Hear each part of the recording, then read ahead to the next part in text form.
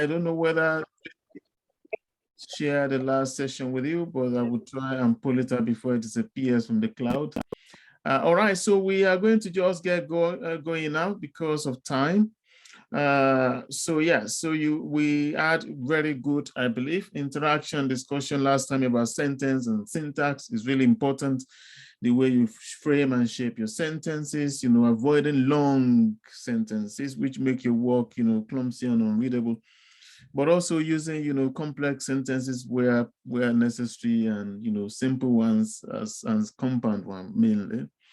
But today we are going to look into paraphrasing, and it's really important because one of the things, researchers struggle with, whether you're early career or mid-career, is about you have to draw on the work of others, right? So that is the point of research.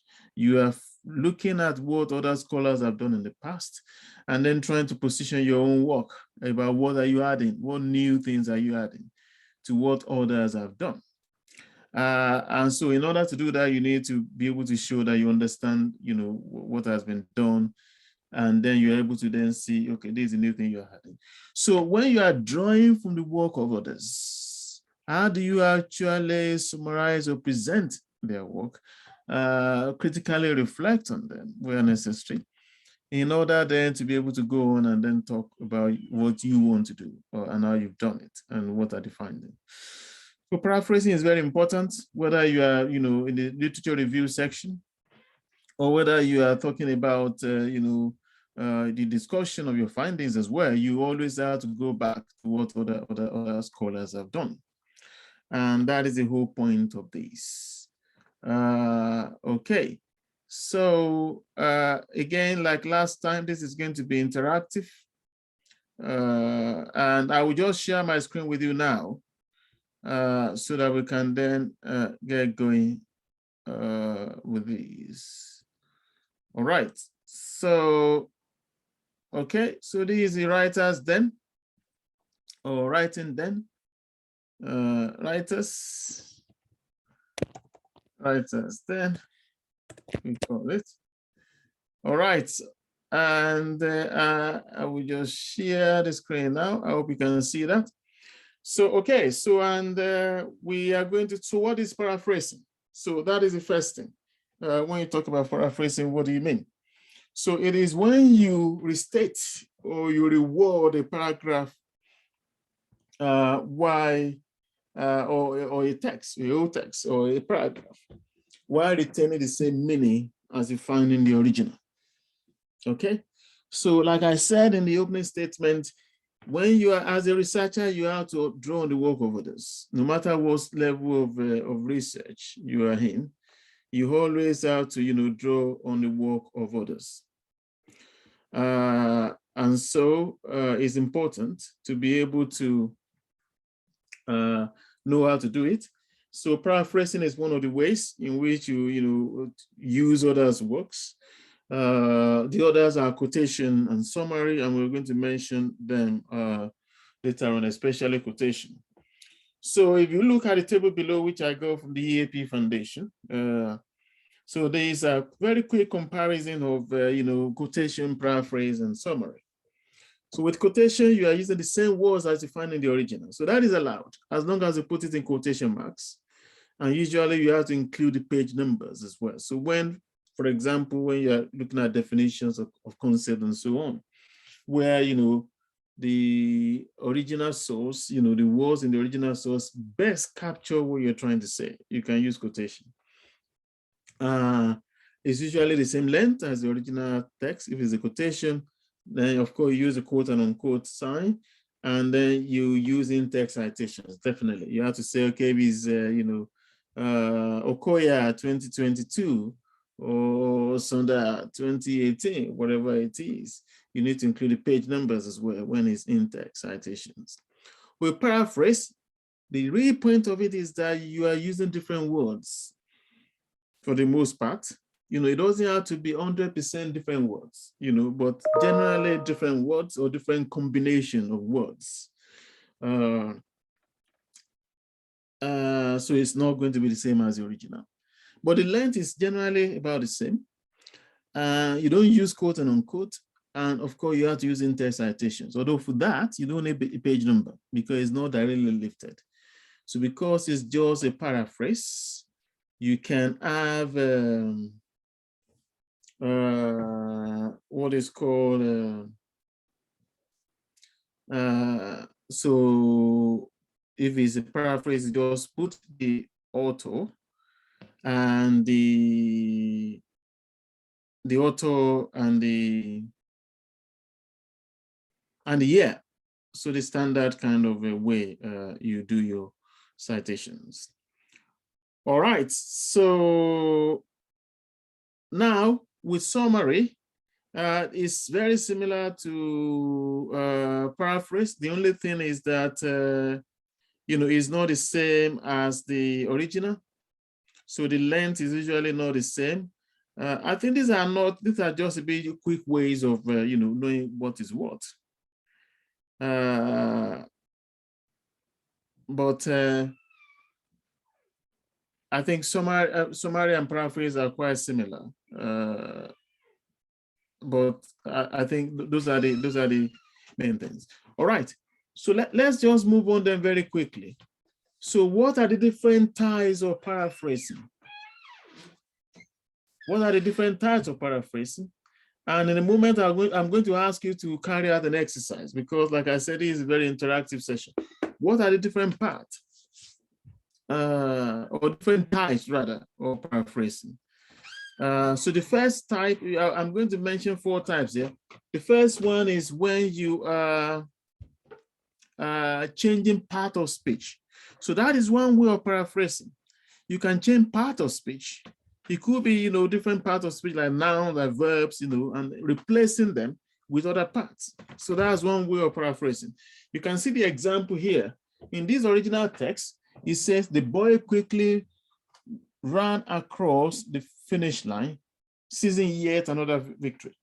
Okay, so a good paraphrase of this could be, the quick boy seized yet another victory when he ran across the finish line. So in this case, for example, you see that quickly, which is an adverb, has been changed to a verb quick, right? And then you're also changing the order of words, or season in this case is present continuous, has been changed to past. And then you have a few other items there that have been changed or swapped around. So this is one way of paraphrasing. You're changing part of speech using your own words different from the original. Another way is to change the structure. So changing the sentence structure could be in terms of changing it from passive to active or from active to passive.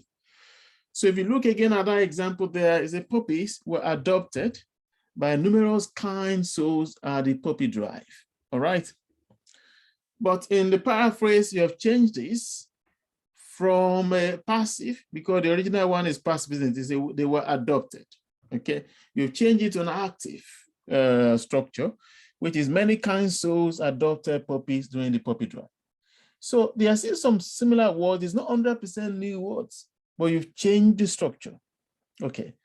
So that is another way. The third type is reduction of clauses. So this could be where you have several clauses and you are trying to cut them down. So if you look here again at the example here, it says, while I understand where you're coming from and truly respect your opinion, I wish you could express yourself more clearly like Clara does. There are at least 3 or 4 clauses there, both dependent and independent, like we mentioned in the last session. But in the paraphrase, you can see this. So he said, I understand where you're coming from and respect your opinion, but I wish you could be more clear, or you could be more like Clara and express yourself more clearly. So there are fewer clauses in the paraphrase than you have in the original, but you're still conveying the same meaning. So that is another way of paraphrasing. A final way, which we're mentioning today, is synonym replacement. So this is actually quite common.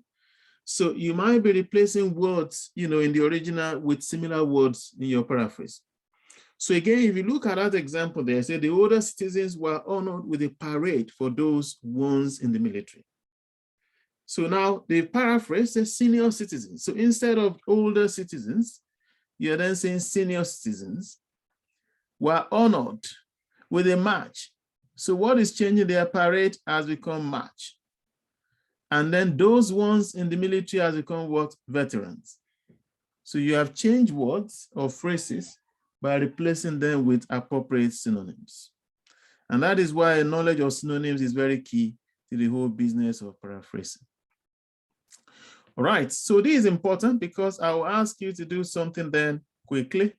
But before we get to that, let's come quickly to a few things about what are the key tips, in paraphrasing. The first thing, of course, is that you need to read the original text and make note of the main idea in one sentence. Okay, we're talking about the main idea here. So you're not making too many copious notes.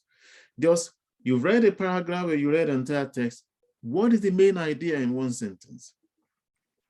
Then once you have made a note of the main idea, you can then make a note of some key supporting points, because these supporting points are supporting the main idea. So it's important in the way you then rephrases your own words to get a sense of what is the main idea here. What are the supporting points around this main idea? And then from that, you can then reconstruct both the main idea and the supporting point in your own word without looking at the original. So you're only working with what you've written down in terms of the main idea, the supporting point, and then you then reconstructing it in your own words using those things that we mentioned before in terms of the types, and then the tips will come to in a minute. Then once you've done your own draft without looking at the original, you can then compare your draft paraphrase with the original text so that you ensure that it is the same meaning. Now, this may seem, quite a bit, because it's something that we try to do without thinking. So thinking through it might seem a bit making it more challenging, but it is not. The thing is that if you think through it and you try to do that, after time, you wouldn't have to do too much thinking. But it's better to start with thinking than just to try to do it on the go. That's a longer way of doing things. And then try to make a sense of it afterwards. If you begin these habits, it will become habit forming so that, in the future, the more you do it, the more you don't actually need to think, through these particular kind of stages. But it's better to work with this at the beginning, where you first write down the main idea, what are the supporting points, then reconstruct it without looking at the original draft, then compare your draft with the original, and then take note of these tips which have been mentioned before actually as well. One way is to start your first sentence at a different point from the original source, so that will sort of set the tone about you trying to do something new. The other thing is to use synonyms, okay? So we mentioned that as well, or change the form or structure of the words as well. So that is sort of, came to in the earlier round. All right, so what I want you to do now is okay, let me just see if I can share my Miro board. So, but what I want you to do now is to look at this. Can you see this screen?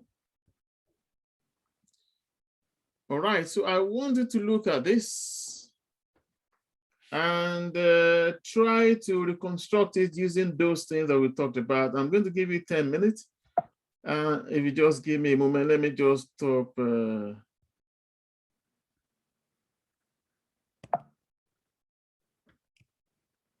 Okay, so let's come back here. And I want to just share the mirror. Okay, so just give me a moment. Let me just stop sharing. I will share with you the mirror board. I hope it's still working.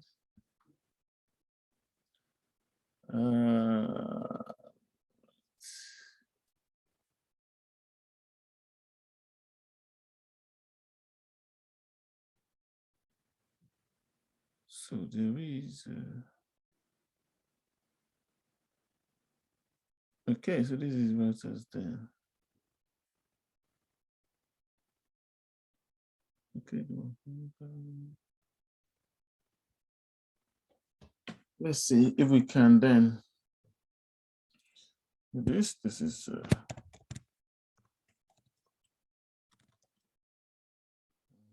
transition. 。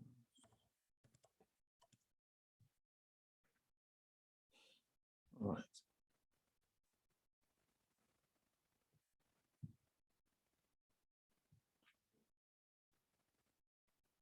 Okay.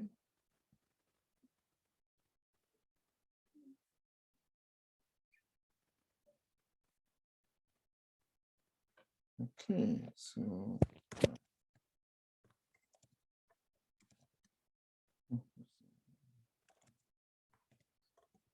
please bear with me, just give me a moment.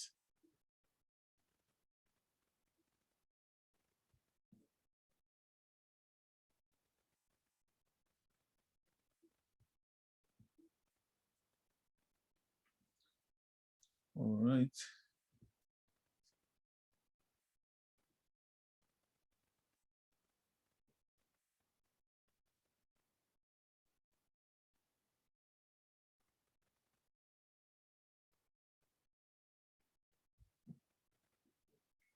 Okay, just give me a moment, please. There's a slight problem here.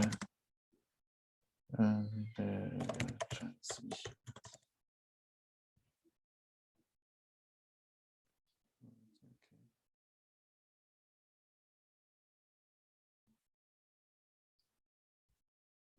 Right. Okay. So, okay, can you at the moment?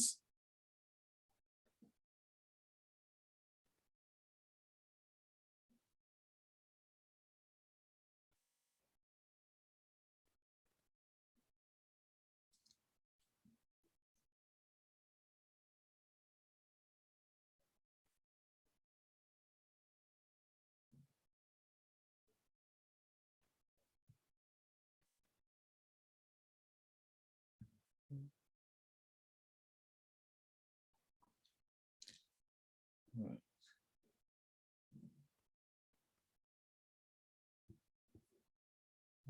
Let's see.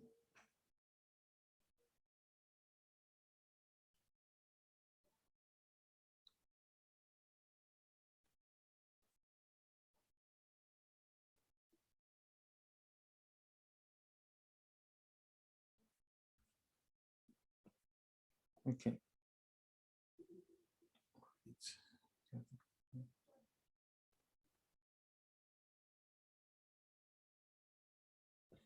All right. So, okay. So I think why? Because it's taking a bit of a time.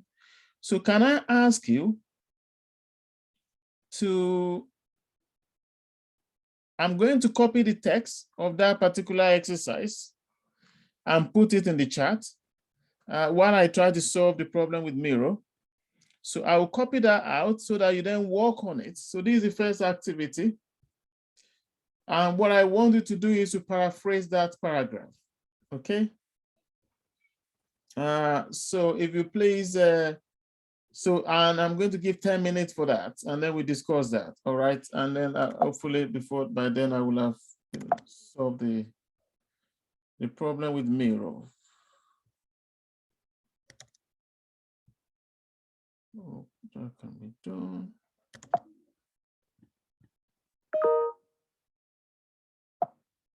Right. Looks like I can't copy the text. Just please bear with me. Right.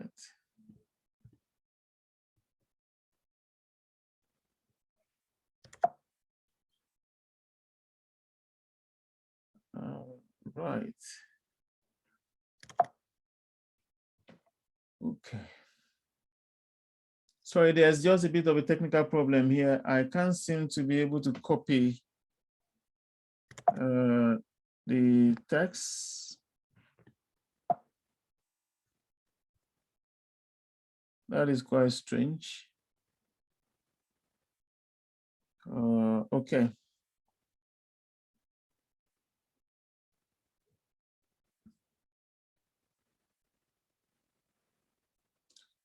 All right, so I will just try something new at the moment. So what I will do is I'm going to share this with you on a Google Drive, okay?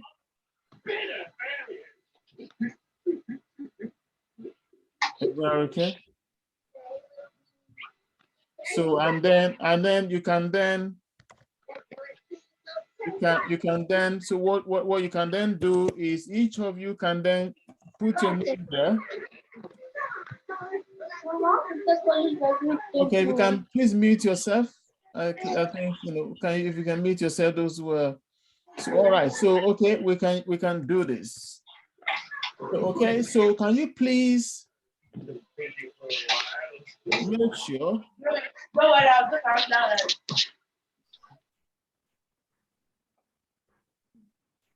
All right, so you can you please use this? Can you please use this link? All right, so there's a link now that is sent to you in the chat. Can you use that link? Sorry, it's taking a bit of time. What I want you to do is open that link and then go onto that page and then create your own paraphrase of that text that I've just shared with you. Sean, do you want us to do it on the Google Drive or separately? Yes. On the Google Drive itself? You do it on the Google Drive, or you do it individually. So okay. you go on there and then create your own paragraph, put your name to it, and just about 10 minutes to have a go at that. Is that okay?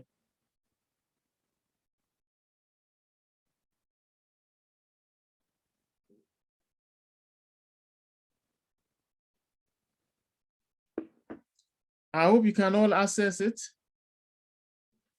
Can you open it? I can't edit it. So it says request edit access. I'm just sending. No, I mean, so okay, this should be editable. Yeah, okay, go ahead. Sorry, go ahead now. You can open it now. You can edit it. Can you confirm if you can now edit it? I'm going to reopen it. Yeah. Abby, can you? And Debo? Bisola? I have to reopen it as well because I couldn't edit the other one. Yeah, so if you reopen that document now, you should be able to edit it. I just joined, so hello, sorry. I just joined, so I have no idea what you're talking about. Right, okay, so I've just posted a link in the chat. If you open that, you'll be able to see the exercise 1. And then, you know, create your own paraphrase of that. Is that okay now, Nadia and Abby? Yeah, it's working for me now. Right. Sorry, Nadia. Oh, it's okay. Yeah. Okay, so because I just want us to have a conversation around that.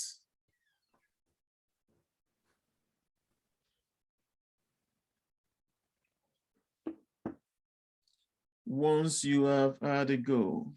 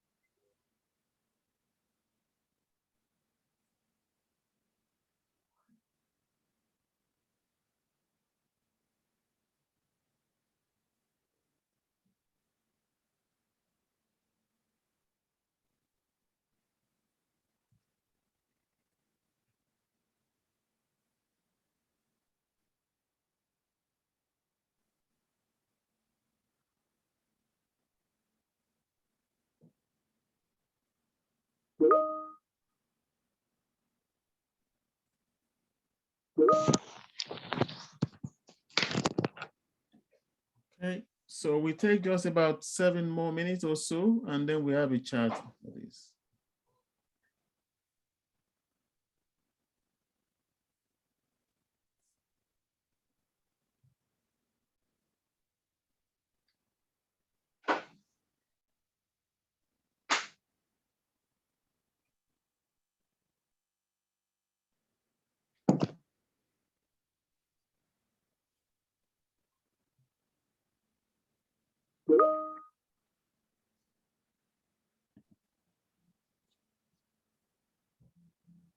All right.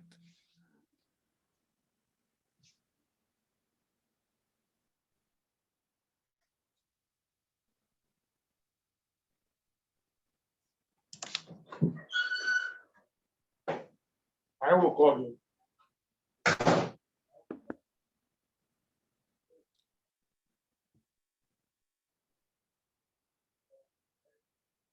Okay, I think somebody is rejoining.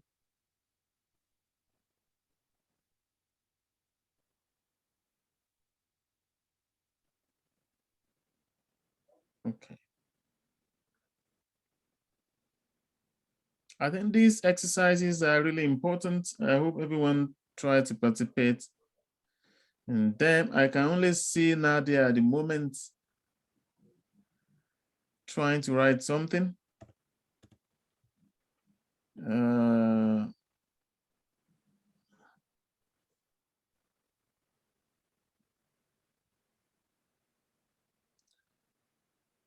It doesn't matter if you can't do the whole paragraph, just at least have a go. Because it's important to be able to then discuss that in the light of your having a go.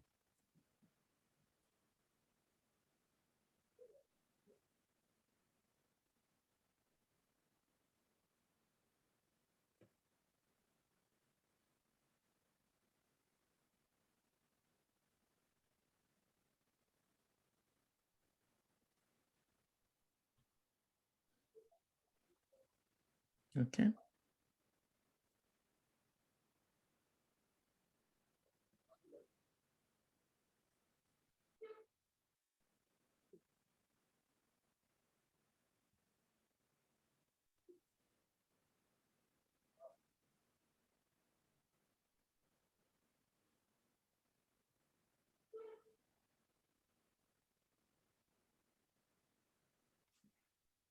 Yeah, right.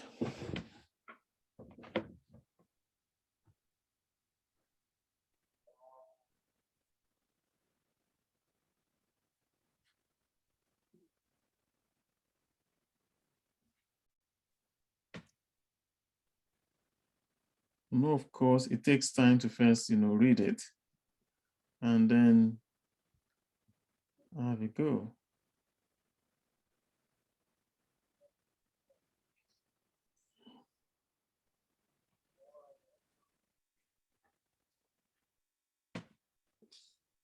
I think at the very least, what I wanted to try to do is, if you can't do the whole paragraph, try the first sentence or the first 2 sentences. Okay, at least everyone can try to do that.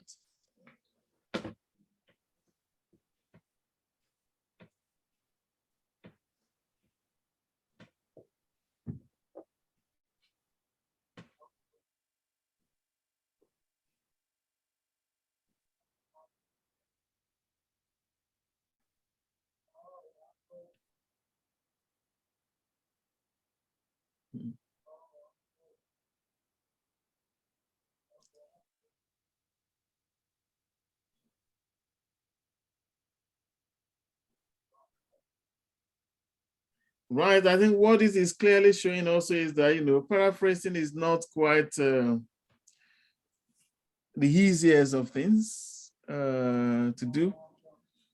And that is why, practicing is really important. You get better as you practice, as you get on with it.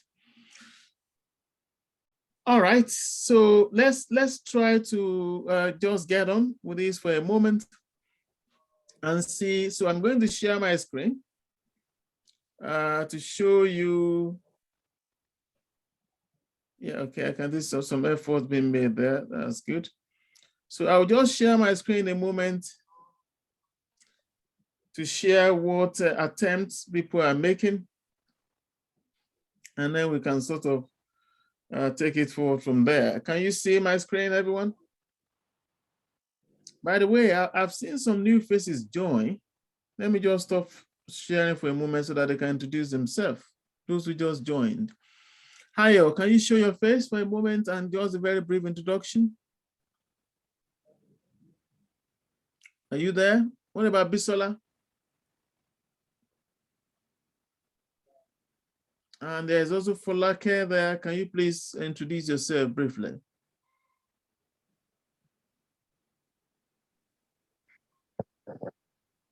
Sorry, I can't use my camera. Hello, everyone. My name is Bisola Rio. Well, I'm a researcher.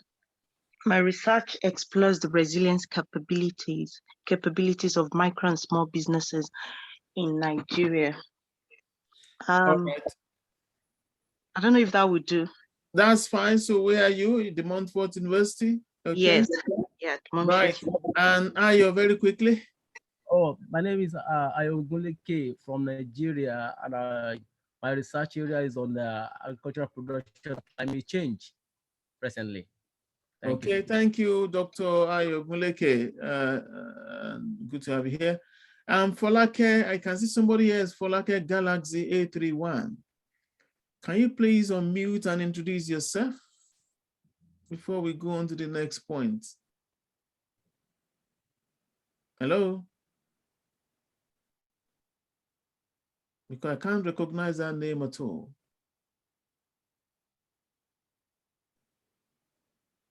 Hi. Okay, Folake Galaxy, when you are ready, please, you can just unmute and introduce yourself. Okay, so let me just go back and share my screen, and then let's have some conversation around that. All right, so you've all seen the original paragraph, which is actually from, oh, somebody has changed the content. Somebody has changed the content, haven't they? Let me see if it's still on my, okay, so somebody has changed the content. Yeah. All right, so let me just go back and see if I can get rid of that original content. Yeah.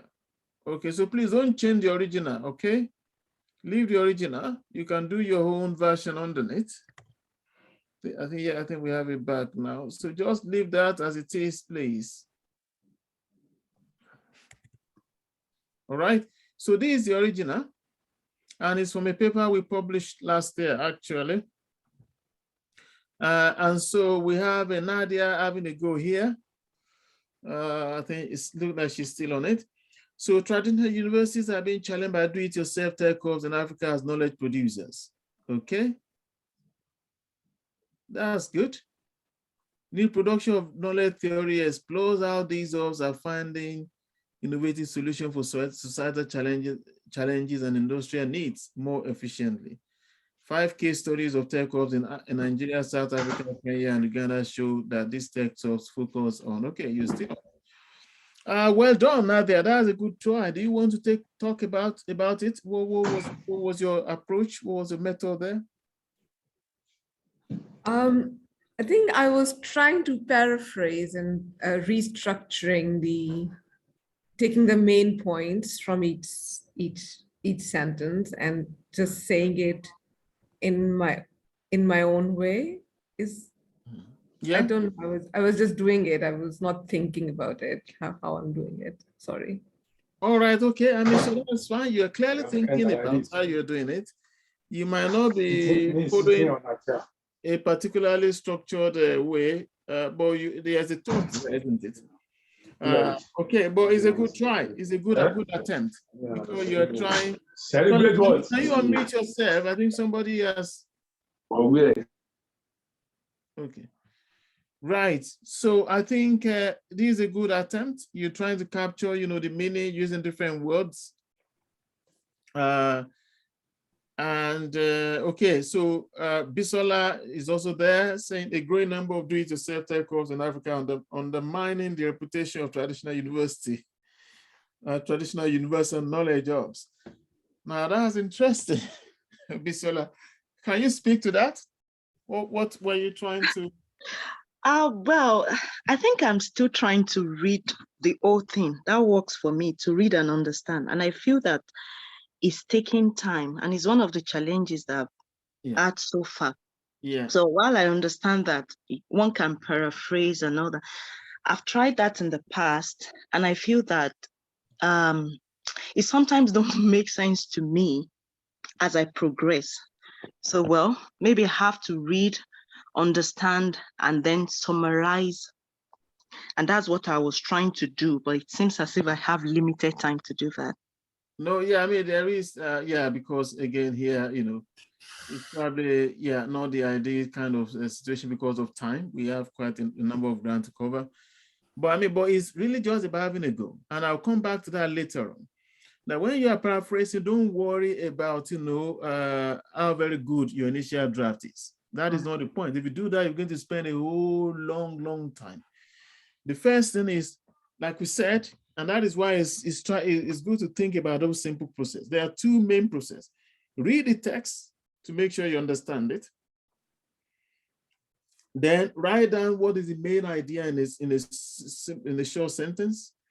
What are the supporting points around the main ideas? Once you have those 2 elements, you can then proceed to write, in your own words, the idea that you've captured, the main idea, the supporting point, without thinking too much. That's the thing, don't overthink it.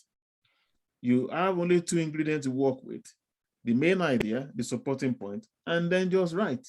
So don't worry at that point about whether what you write is great or not. Leave that to the end. Just write what you think this is talking about. And then when you then come to the end, you can then go back and then compare your draft with the original text you're trying to, or paragraph you're trying to paraphrase. And then you can then fine tune and make it better afterwards. But not while you're doing it the first time, not while you're doing your draft the first time. I'll come back to that later. All right, so, but good try from Nadia there. And then, so we have Debo. I think this is part of Nadia's effort. Is it the traditional on-site university? Or is that Abby? Okay, so let's come back to Debo. So Debo has posted this on the chat as well. I think maybe he's having difficulty accessing the main.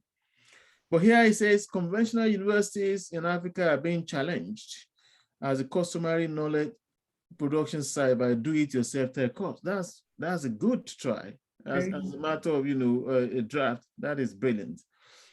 Of course, you can go back and make things better, but this is good in terms of this short time of trying to attempt this. Using the theory of new production of knowledge, there's a critical analysis into the strategies adopted by the hubs to provide succinct and multidisciplinary solutions to industry needs and challenges. That is brilliant. That is a very good one, okay? Now you can think of, so when you then go and look at the draft, there are many things here. I mean, a few things here you can then do to try to do. The first thing is that you haven't, you need to begin by first indicating that this is not your words. By saying, for example, here it could be, okay, let me just go back here to edit, to suggesting. Here you could just begin by, okay, some scholars have argued or observed that conventional have been challenged.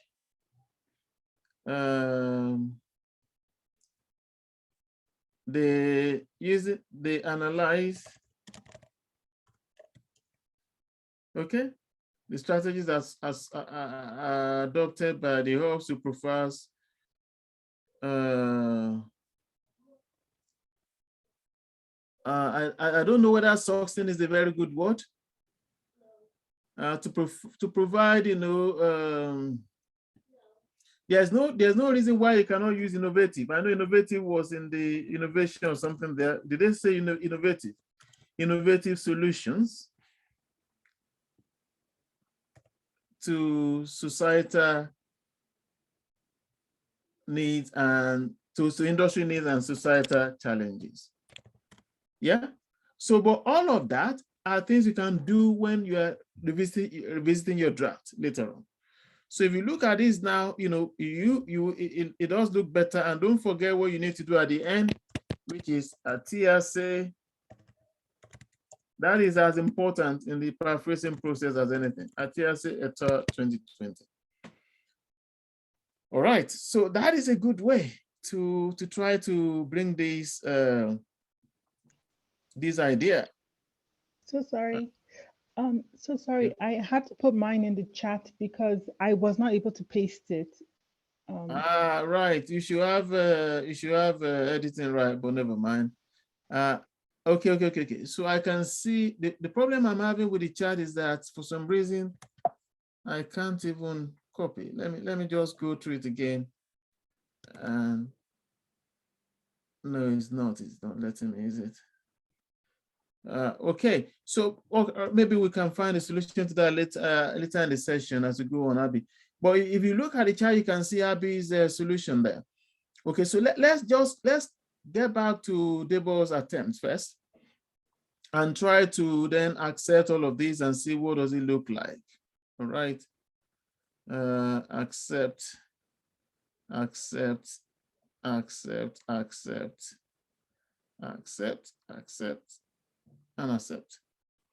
All right, so you can see that. So this is what it looks like now. And yeah, so some scholars or one study, because here is one citation that you put there. So, but that can happen. The point is, don't overthink it in your first try. There's room. You don't have to get it perfectly right in the first try. There's room to improve on it.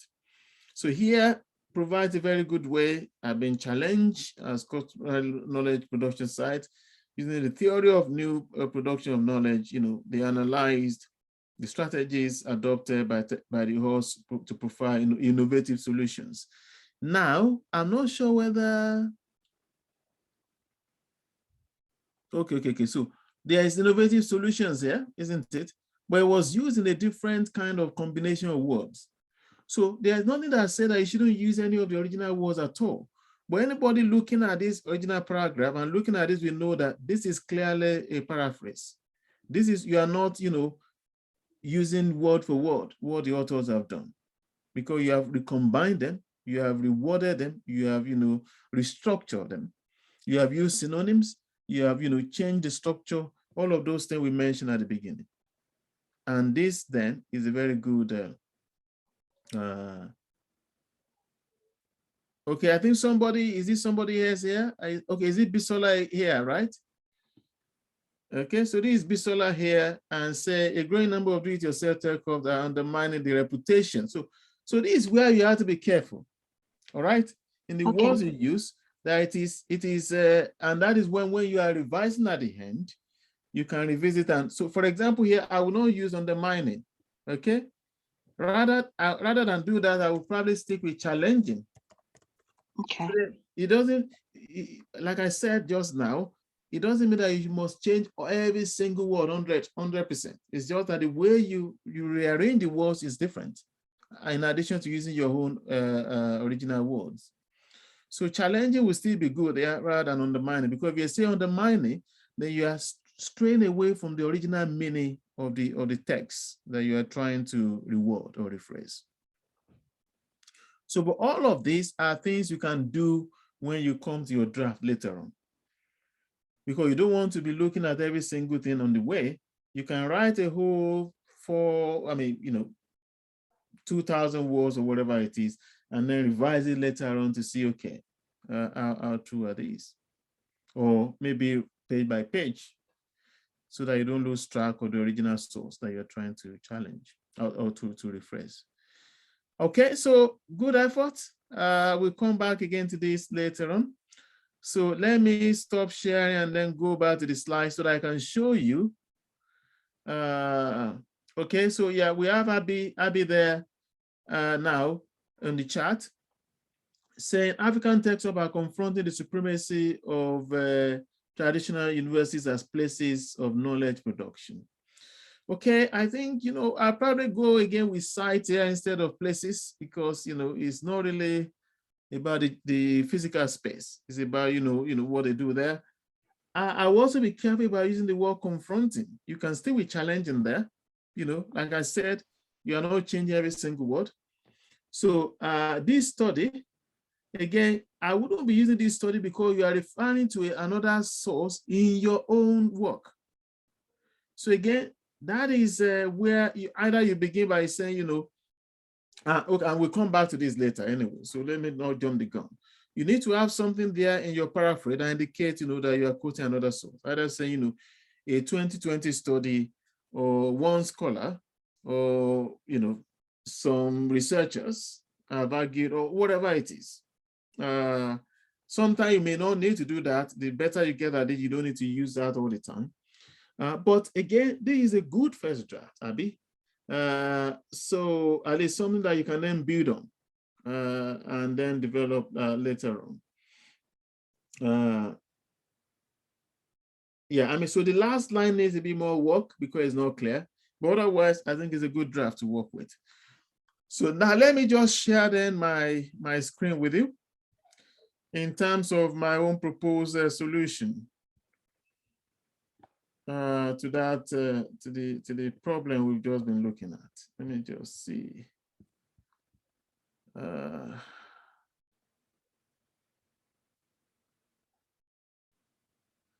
Okay, just give me a minute.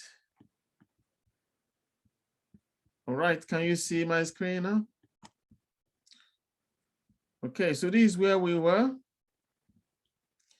And then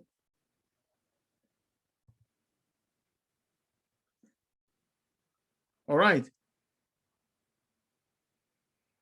Okay, so this is then what I did in terms of using the step we talked about earlier. So this is the main idea. So African texts are making a big impact, okay, as knowledge producers and providers of innovative solutions to societal challenges. That's the main idea of that paragraph, right? And then I identified 3 key points.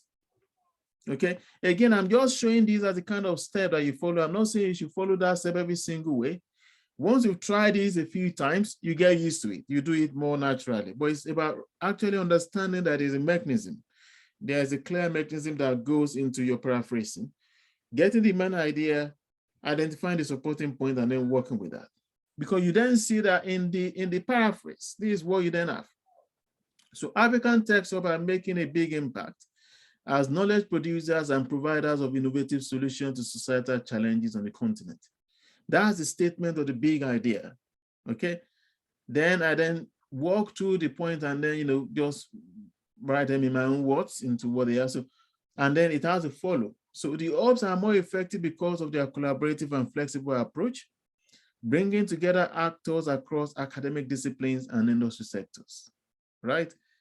And then case studies from 4 African countries. So I'm not going into, all debate about, from Nigeria, South Africa, or 5 case studies. Just case studies from 4 African countries show that tech ops are more resource efficient.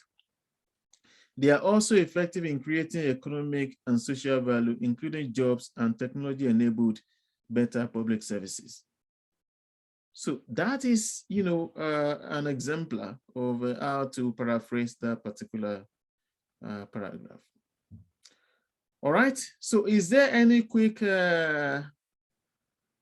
question? Any quick questions or comments before we move on?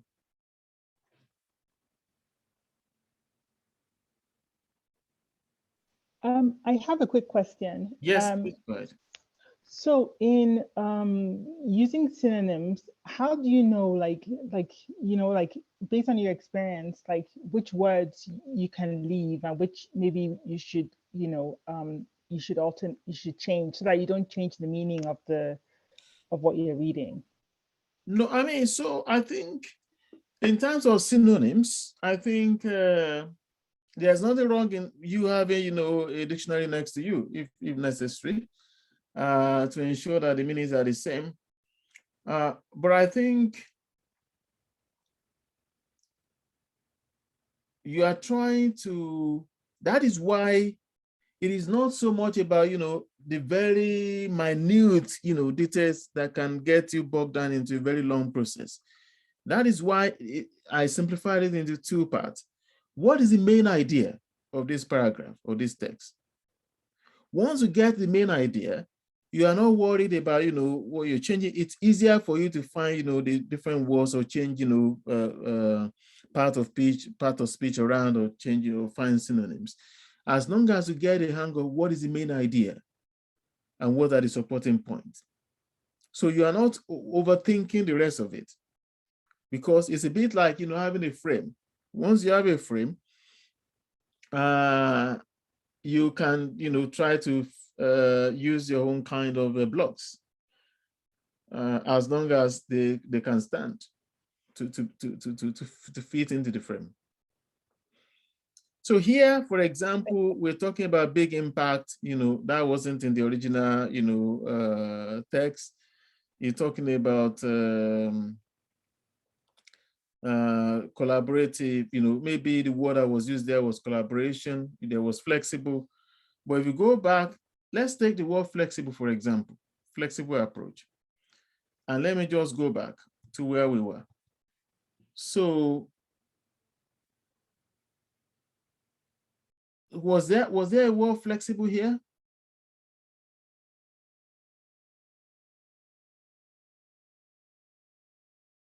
I can't see it. I can't see what a word flexible here. No, I can't either. But it captures the whole idea of, transdisciplinary, isn't it? It captures the idea of, boundary spanning, hierarchical. So all of those 3 things are captured by a single word flexible, because you're saying that, they work across disciplines, okay? They are not using hierarchy. They don't have rigid boundaries about, okay, this is my tough, okay, I'm a graphic designer, you're a programmer, stay in your lane. Because a programmer can help a graphic designer, with a software, for example, or a new code, to do graphics. So flexible captures that idea that, you have 3 words, or more used there. But the other thing I wanted to mention here is that look at innovative solutions. So here is the tech ops are leading the way in generating new knowledge and innovative solutions. All right, take note of the word innovative solutions there, because it's the subject, is the object of, tech ops here. So if you look at what we said in the first session about the sentence structure, tech ops are leading the way in generating new knowledge and innovative solutions. All right, but if you come here and see the way innovative solutions is used. So you see, you have innovative solutions in both versions, but they are clearly different, isn't it, in the way they've been used. So that is why I'm saying that you're not trying to get rid of every single word, but use them differently. Because here we are then talking about, they are providers of innovative solutions to societal challenges. But the way it was used in the original version is different. Does that help, Abby? Yes, it does. Thank you. So yeah, I mean, so again, you're playing it by the hair. Once you get the angle, the basics, which is about what is the main idea, what are the supporting points, and all of those things that we then talk about earlier when we were talking about the different types. Changing part of speech, changing the structure, reducing the clauses, replacing synonyms, or replacing words with synonyms. All right, so okay, Prof. Yes, can you hear me? I can. Right. I don't know what happened. You didn't look at my attempt at all. Mine came after Nadia. Right, sorry. Let me go back there for a moment then. I thought I had a look at. All right, okay, I wasn't sure. Okay.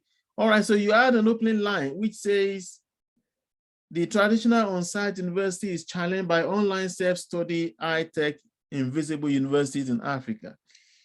Well, I think it's a good try. I think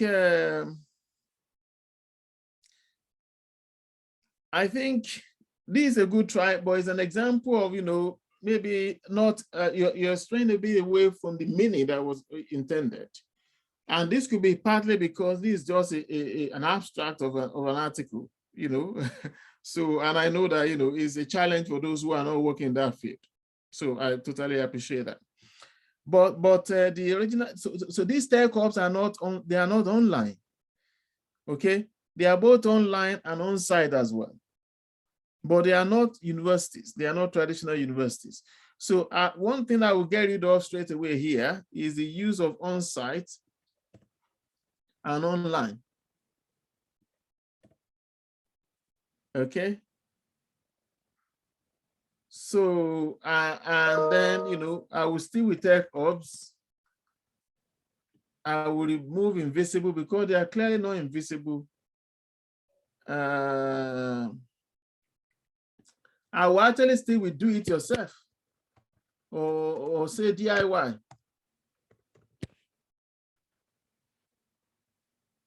Okay, so you can then begin by traditional universities. Traditional universities are being challenged by do-it-yourself tech hubs in Africa. So that would be good enough as an opening. Okay, I think somebody is still changing something there. Is that Bisola? Okay. Yes, that's me. I think All I right. might do better. Okay, no, that's okay, that's fine. So yeah, I think that's what I would do. But again, it's a good try. The point about paraphrasing is to make a start. Okay, don't overthink it at the beginning. Again, I've repeated that several times already. As long as you have gotten hold of the basic, frame, which is what is the main idea, what are the key supporting points. That is what you need to write your own, to reconstruct a particular, passage or paragraph. Okay, so let me just go back then to the slides because of time. And so let's talk about paraphrasing styles. So we've talked about, the type of paraphrasing. If you can recall, you said, you're changing, there's synonym replacement, there's changing the structure, there's changing, part of speech. And I think there's one more which escapes me now, but this will be shared anyway. So, but what about styles? We're talking now about styles. So one style is to end with citation. That is one of the most common style, right? Where you are paraphrasing the text and then you're ending with the in-text citation. So it's always important to end with the in-text citation. That is a key part of your paraphrasing. Now let's go back to that example and take one short sentence from there. So the style of ending with in-text citation is this. So case studies from 4 African countries show that tech hubs are more resource efficient. They are also effective in creating economic and social value, including jobs and technology-enabled better public services. Now, this is a short version of the paraphrase, which is more likely to be the title you're using in your work because you are referring to hundreds of sources. So you can't really write in 2 paragraphs for each particular article that you've read. So here, we already indicated something. So we don't have to begin with a number of scholars or researchers. You're playing around with different. In this case, we just say case studies from 4 African countries show. So the moment you're saying case study from 4 African countries show, you're already saying that, okay, this is another study that I'm referencing here. Okay, so it doesn't have to be okay. Some researchers or some scholars have argued all of that stuff, but you give something at the beginning or somewhere within the paraphrase that indicate that you're picking this from somewhere else. So that at the end, when we then see Atiase, Kolade, and Laidon 2020, we know that that is where the idea comes from. So you are attributing the idea to another source, but the words are yours. Okay. So another style is to start with the citation. So here, you are citing the original source somewhere in the opening phrase or sentence. So here, if you look at this example, which I hope you can still see clearly, it says, in a recent study of African tech hubs, Atiase et al. 2020. So this is where you're citing the source already at the beginning. Draw from 5 case studies to show that tech hubs are more resource efficient and also effective in creating economic and social value, including jobs and better quality public services. All right. So here, in your writing, whether in your literature review or your discussion, you want to use a mix of both. Okay. I know the first one is the most common one, but you want to try and use a mix of both to make your work, more interesting, more readable, and less monotonous. All right. So this is the second main style, where you mention that at the beginning, and then so that at the end you don't need to put because I've read a number of drafts from students where they will put Atiase et al. Again at the end. You don't need to do that because you've already done that at the beginning. All right. The only difference, and we'll come back to that at the end of the session, is when you are quoting directly. If you are quoting directly, and I say Atiase et al. 2020 define digital transformation as blah blah blah blah, close quote. At the end of the quote, you can then put page only. You are not repeating Atiase and et al. You're just including the page. Or you can have the page at the beginning. Atiase et al. 2020 page 20 or 240 or whatever it is, if it's a journal.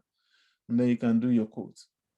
All right, but we are not doing the quotes now. So that's why I'm not talking about that. So these are 2 main styles of paraphrasing. Any question on this before we move on? Okay, so let's go on then to the next one, which is when you have multiple. So this is when you have single source. Here it is Atiase, Kolade, and Laidong, or Atiase et al., whichever style you're using, 2020. What if you have more than 2? So if you have more than 2 multiple sources, you can paraphrase them by rewording the idea again to capture the original idea expressed by the authors. But here you then have just more than 1 citations. This is an example. Spiritual capital may promote a sense of agency in its adherents. So this is actually from an article. Who otherwise may lack the confidence to innovate. So this is a good one, because here, again, I know that I've said before, you need to give an indication, but sometimes, that's not necessary. So because you have then cited at the end as well. So here, you just show what does spiritual capital do, and then you are citing, where you got these ideas from. So these are the 2 sources. These 2 authors have written about this, and you've drawn idea from both of them, and you are citing them both for that sentence, where you are sort of recapturing the ideas differently. So that is a style. Again, you can use if you have multiple sources. Or you can actually also have multiple sources where you are at different points in a rewarded sentence, in a way that I capture the original ideas of the source author. So this is a very good example. This is again from another journal article here. Look at this.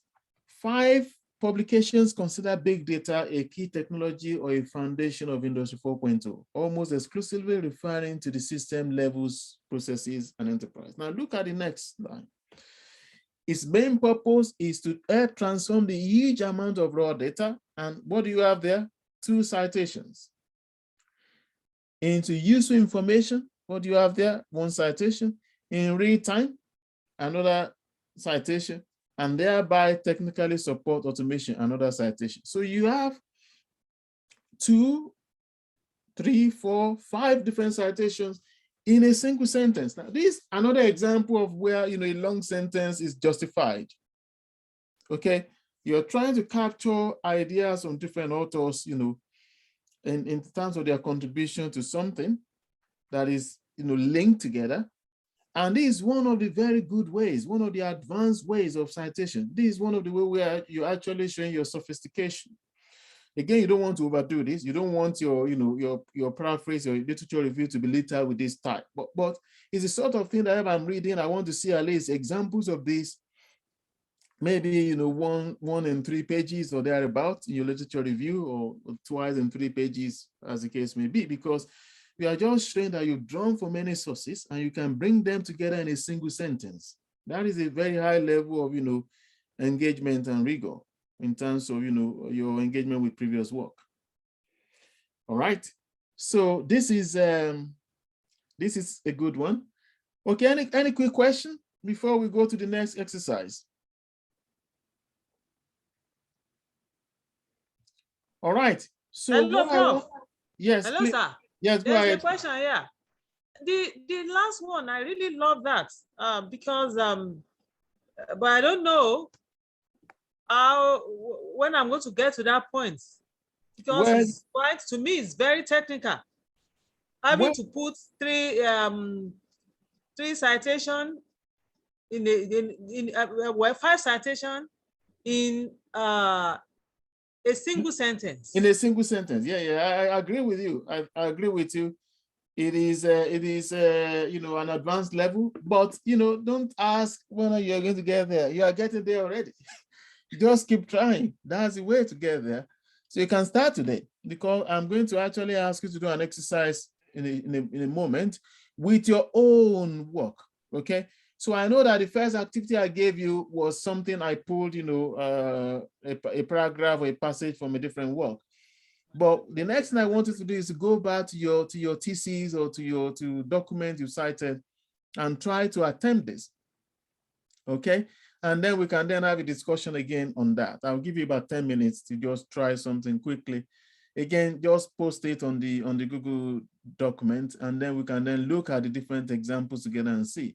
So, but this, you're right, I totally agree. Is one of the very good ways that if I'm reading a thesis, I'll be looking at that and loving it. That this person actually, they've done a lot of work. Because what you want to do to your examiner and to anybody reading your manuscript, if it's for a journal publication, is to show that you know the stuff that is happening in the field. You have engaged with other scholars, and when you then bring many authors together in a single sentence like this, it's brilliant. It's absolutely brilliant.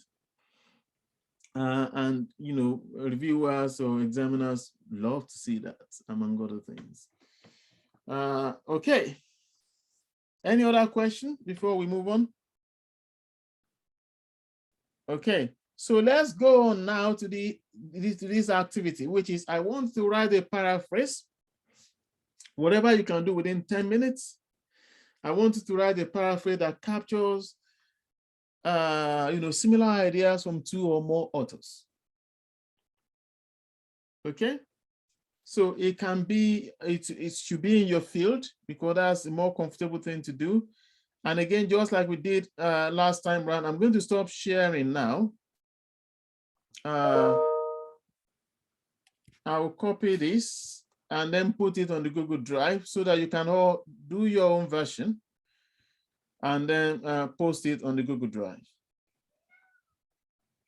Okay? Does that make sense? So I'll give 10 minutes for that. And then I'll pose a question here. Oh, wait a minute. Sorry about that. Let's get back here.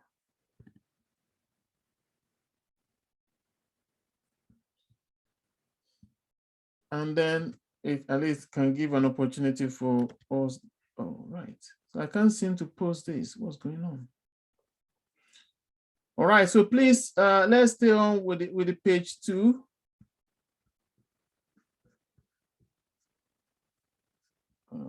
Oh, actually, it's not page 2 now, isn't it? It's page 3.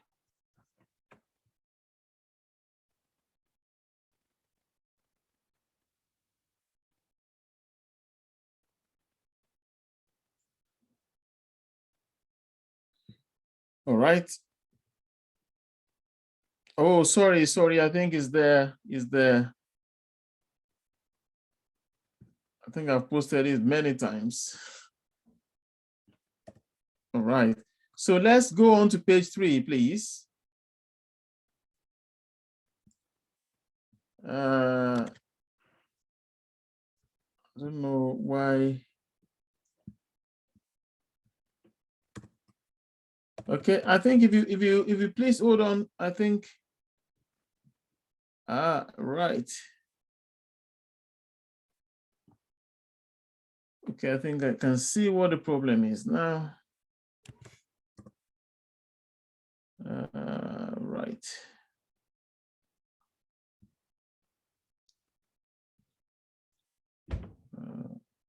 Okay.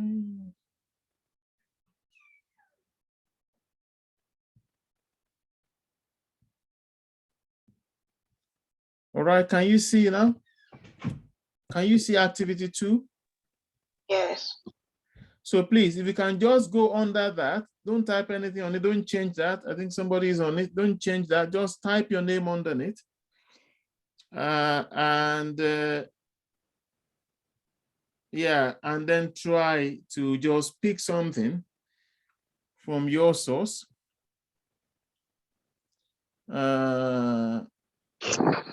And then you try to attempt that in 10 minutes.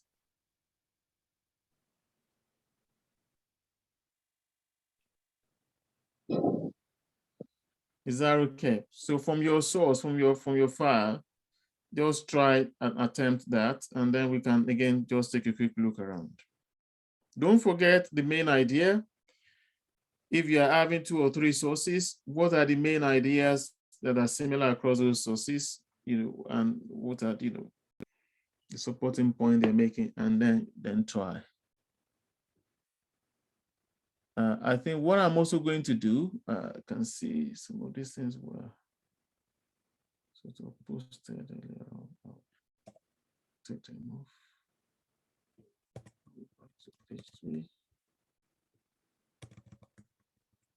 Page 3. And yeah, just have a go with that.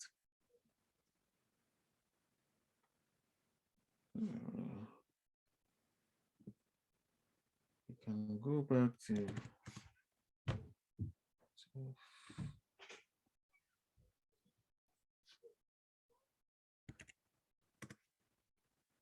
okay.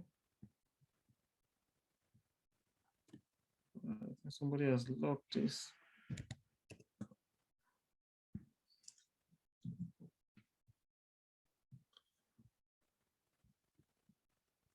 Someone has logged out for editing. Right. Okay.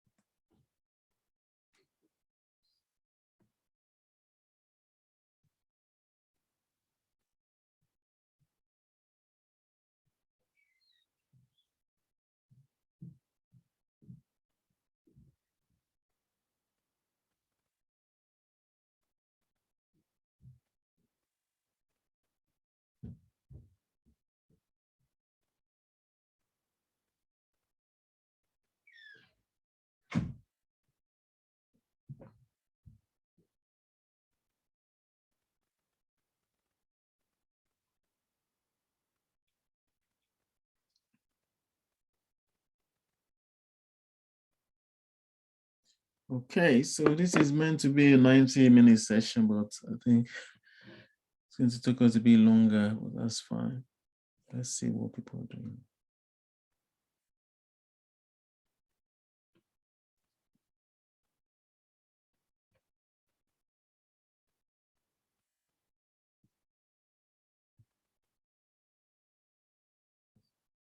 I hope you can see edit this document. If there are any issues, please let me know.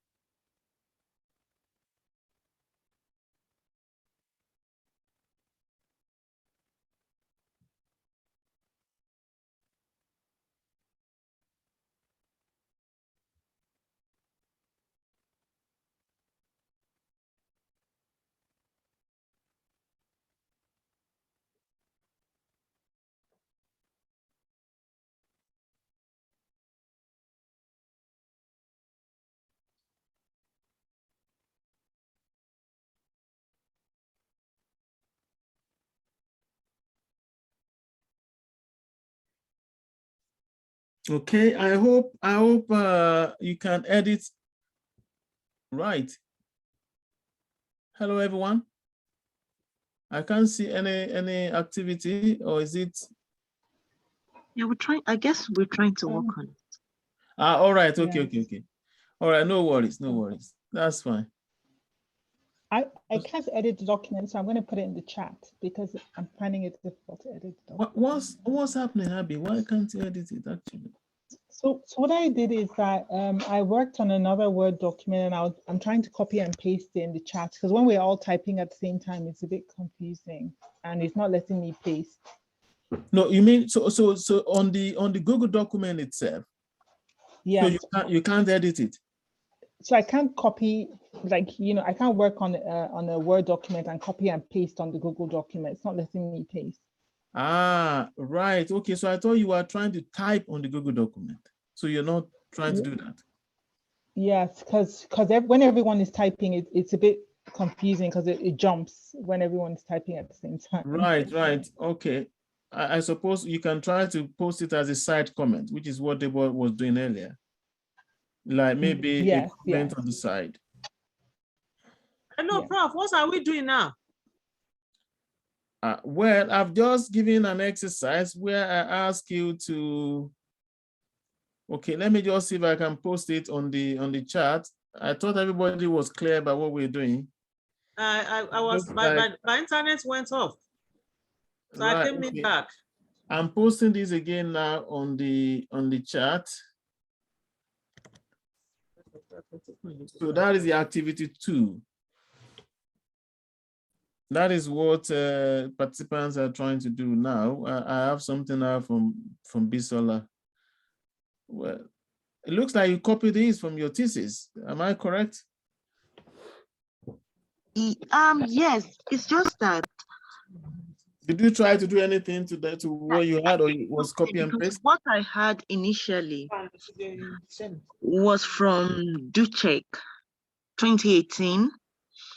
And so I had to quickly do an advanced search, because based on what you said, I feel that I should add more authors. So I had to do an advanced search to add other authors. I don't know if that's valid in any way.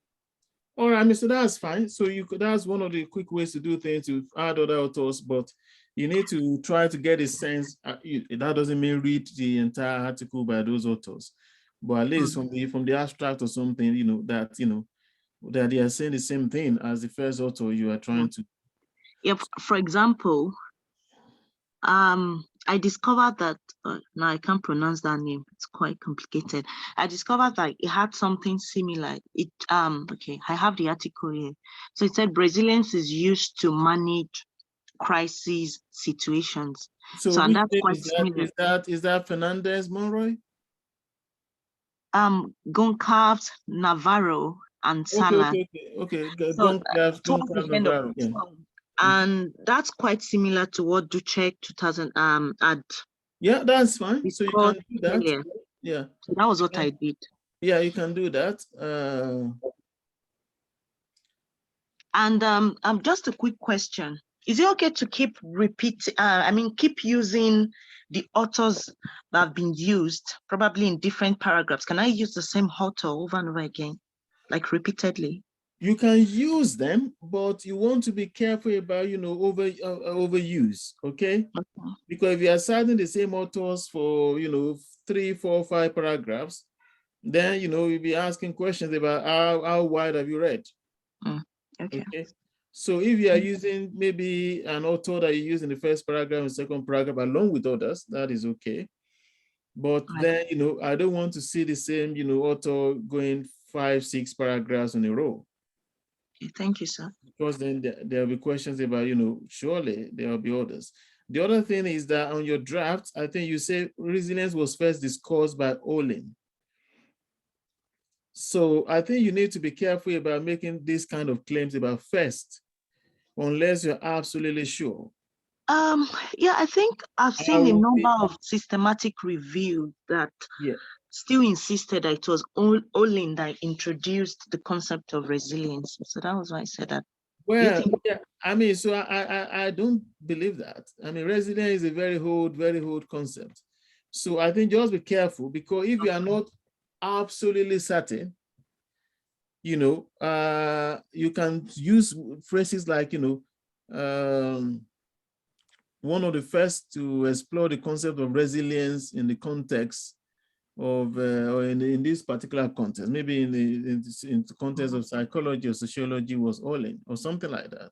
Yeah, ecology, you're right. It's better to use the word like one of the first rather than being very absolute, because when you're absolute, you make yourself, hostage to fortune. So that's just a comment there that you should look at. So the other thing is that, Bisola, if we look in the ecology literature, okay, for example, sorry, what am I doing? So in the ecology literature, for example, you could say that, and has now been adopted in business management. If I were you, I'll put citation there. So this is one good way of having multiple within a sentence. I put citation there. Okay. And other fields. Okay. Okay, sir. So that is how I will pitch it. And then you can then go on that while resilience is a multifaceted concept, its rise in popularity is mainly attributed to growing concerns about the inefficiency of repeated humanitarian interventions to address crisis issues. So that's fine. All right, so okay, let's go on to Nadia very quickly. Thank you, sir. You're welcome. So Nadia says, case study for data gathering enables researchers to deal with variety of evidence, i.e. document artifact interviews and direct observations, etc. Such as, right? With a variety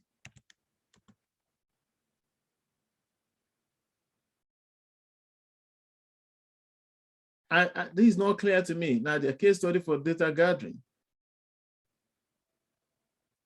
So you need to think about that because clarity is the first rule, isn't it? So, but otherwise, I think this is fine and allows action-related analysis of real complex issues. I think this is a good one. The way you have brought these two sources together is good. Then a study by Norden on HRE. We don't know what HRE is. I imagine you're assuming that you've used it earlier on, which is fine. In faith-based and secular schools in England and Malaysia was based on positivism and interpretism paradigm to gain objective knowledge of an external reality, which is rational and independent of the observer. Sean, I've cut and pasted this thing because I really struggle with paraphrasing. Yeah, that's fine. So here, for example, this is going to be on positivist and interpretivist paradigms because you are using these words now as adjectives, isn't it? Yeah. Not as nouns. So again, this I think you need to be aware of. So based on this, and there are two paradigms there, positivist and interpretivist. So that should be. But otherwise, I think this is good. So the page should be P or PP. Yeah.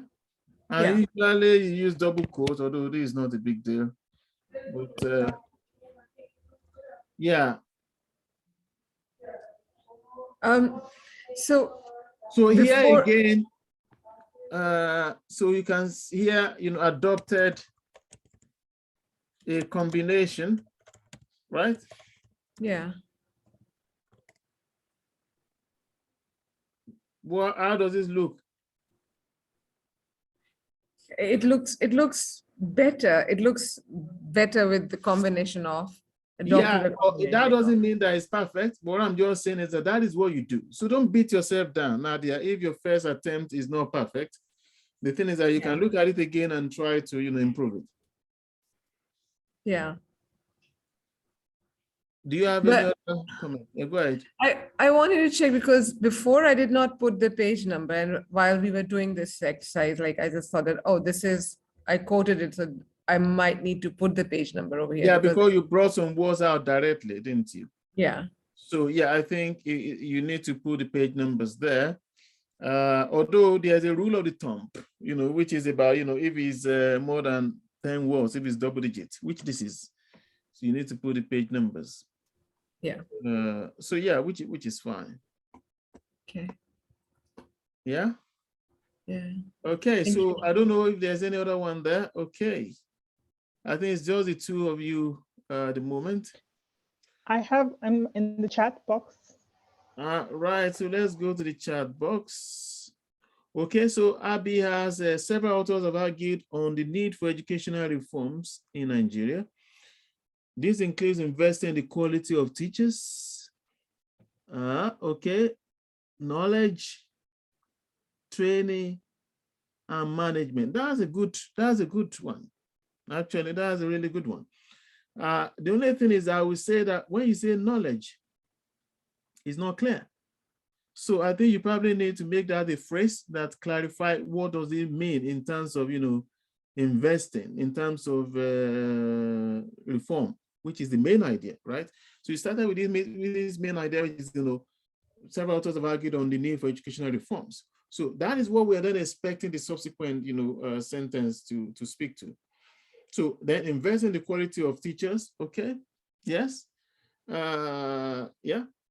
Knowledge is not clear there, as to what you mean by knowledge. So maybe you need to go back to that source and then, find a phrase. It doesn't have to be a word. Training, yeah, and management. So that's good because you've brought then, four different sources together in a sentence. And that's good. Thank you. All right, so I think it's Bisola that has a question. I have not heard much from Debo, but Bisola, go ahead. Okay, sir. I hope it's within the scope of our discussion. But then when we have different paragraphs and you're trying to tell a story, okay, you've written a paragraph. Yeah. How do you think of the next thing to write in such a way? That is part of what we're going to discuss next. Right, unfortunately, we're already taking more time than what was planned, but that's okay. But that is about transitions. That is about transition. So your transition is within paragraph, between paragraphs, and between sections. And we'll come back to that shortly. All right, I think we can move forward quickly. At least those who have not spoken, sort of, I'm sure they gotten a hang of this. All right, so let me just go back then to my slide so that we can go to the final part of today's session. And again, I hope you find it useful. All right, so let's go on then. So this activity 2, quotation very quickly. Let's talk about quotation very quickly. So with quotations, this is when you decide that the words from the original source is the best way to present the idea you want to convey, okay? And this happens a lot when you are trying to define concept. So, so here you can put in text citation again at the end, but also it can be at the beginning, just like we discussed for paraphrase. But in either case, you need to have a page number. So there's a difference when it comes to quotation. You need to have page numbers. For if it's a longer quotation, like you have a full paragraph that you are quoting, it's better to indent it. And I hope you get what that means. I can show you very quickly. But the other thing is that you need to use quotations sparingly, because what you want to show before you can proceed with your own research, with your work, is to show that you actually understand what others have done. So if you are using direct quote a lot, then the message you are sending straight away, either to your examiner or to the panel or to the editor, is that you don't understand much of what other scholars have done. And if that is the case, then the question is that what are you doing? Why are you doing what you're doing? Because you cannot position yourself as a credible researcher without understanding what others have done. So don't use quotations too much. You should use it sparingly. And then you should show them that you understood what they've done enough in order to confidently express them in your own words. Now let's take an example. Spiritual capital has been defined as a set of personal, intangible, all of that stuff. Then what do you have at the end? The author, the date, and the page number. So the only thing you add in there is the page number because of the quotation. But you can see that it's not the entire sentence here that is in quotation. It is where the direct words began. Okay? Spiritual capital has been defined as those are your own words, and then the set of personal, intangible, all of that. Or you start from the beginning and say, Newbert et al. 2017 defines spiritual capital as a set of personal, intangible, and transcendent resources that emanate from an individual's spiritual, religious beliefs, all of that, blah, blah, blah. And then what do you do at the end? You put the page numbers, okay? Because you've already stated the source at the beginning. So it's page number that you put at the end. All right, so I think that is quite, straightforward. Please remind me to show you the indent. I hope you all know what it means, but I can get back to that. All right, so then let's talk quickly about transition, which is a question that Bisola was asking. So transitions are when you are connecting words or phrases, there are words that are used or phrases used to link different ideas together in your text.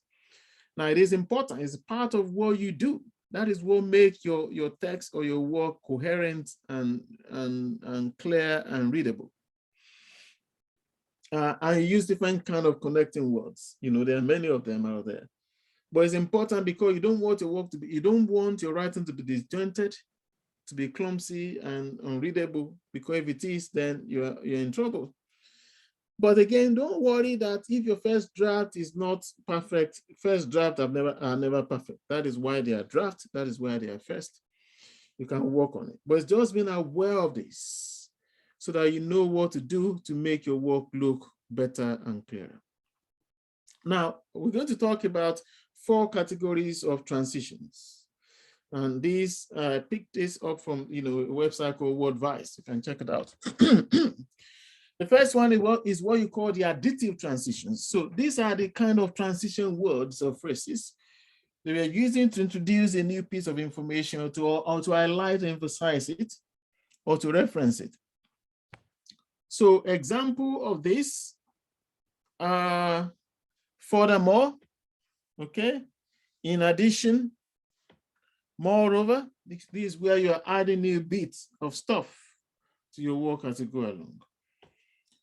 It could be within paragraphs. I think that's one thing that Bisola was asking us to emphasize again. It could be within paragraphs. So that is sentences within paragraphs. Or between paragraphs. So that means, across different paragraphs. Or between sections. Sorry, I think that last part is sections. Let me just edit it straight away since I'll be sending this to you later. Or between sections. All right. So it could be that you have section, 2.1 and then section 2.2. How are you transiting? So this is actually something that is really important because, there are a lot of, even senior researchers out there, who sometimes, do this less perfectly. And that's why it's important to think through it. That, especially between sections, don't just leave us hanging. How is it section 1 linking to section 2? Or subsections. So how is your literature review linking to your methodology, to your results? So you need to think about that. So those additive transitions are very important. The other one is what you call adversative transitions. So these are the connecting words that you are, or linking word that you are using to indicate conflicts or disagreements between pieces of information. So examples of this could be conversely, or in contrast, right?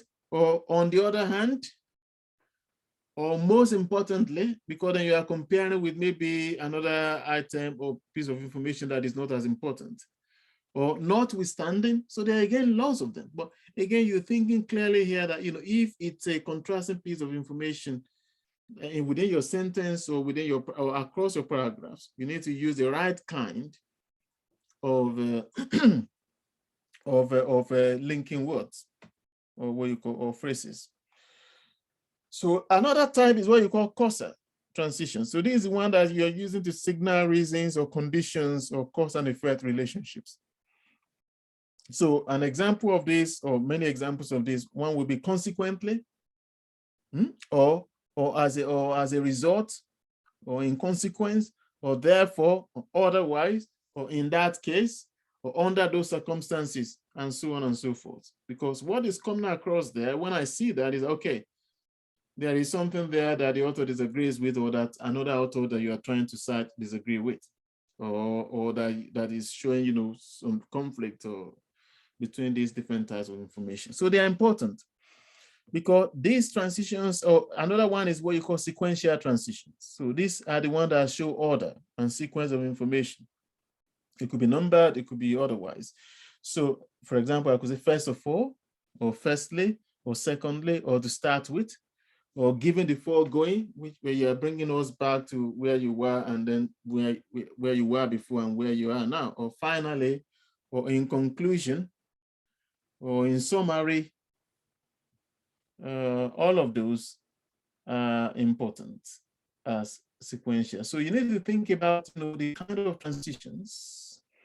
Again, it might seem a bit complicated, but it is not. If you do this at the beginning, it just becomes habit. So it's a bit like, if you're learning to swim, the first few times seems like, you don't want to do this anymore. But, the more you do it, you are not thinking again about, those things that let's not talk about swimming, let's talk about driving. Many of you would drive here, that the first time you try to learn to drive is like, I don't think I'm going to get this. But by the time you start driving, you are no longer thinking about, how do you do parallel parking? How do you do bay parking? You just do them naturally, but you have to go through the process of actually learning the techniques. And the rest of it is about doing it. And the more you do it, the better it is, So don't worry if some of these things seems like, you need to think through it, you need to do it right. It's about knowing those things and then working with them. And then the more you work with them, the more they then become habit forming, like every other thing. So again, additive transitions, adversative transitions, causal transitions, and sequential transitions. So one, to add new piece of information, just like the word additive. The other to indicate conflict or disagreement. The other to explain cause and effects or reasons and conditions. And then the other to show the order of thoughts, about, the sequence of information. And those are really important. And Bisola, I hope that answers your first question that you were trying to answer. Yes, it does. Thank you. Okay. And I will try and share this with you later as well. So, okay, so this is the last bit of exercise now that I wanted to do. So again, I actually picked this from some of my students. Actually, one of them is not here today, as it happens. So this is and what I would just do again is just to copy it and put it on the Google. And then we can just end with the tips, for transitions there. But I wanted to have a go at this first. So what are the problems with this? Maybe actually, should we just talk about it? Let's talk about it, actually. So because of time, let me just make this bigger again. So just have a look at it and let's just talk about it. We don't need to write because of time. So what are the problems here? You can take a moment to read it and then, let me have your thought about what you think the problems are. Okay, I can see that Mrs. Sowola be posting something there as well. In the previous exercise.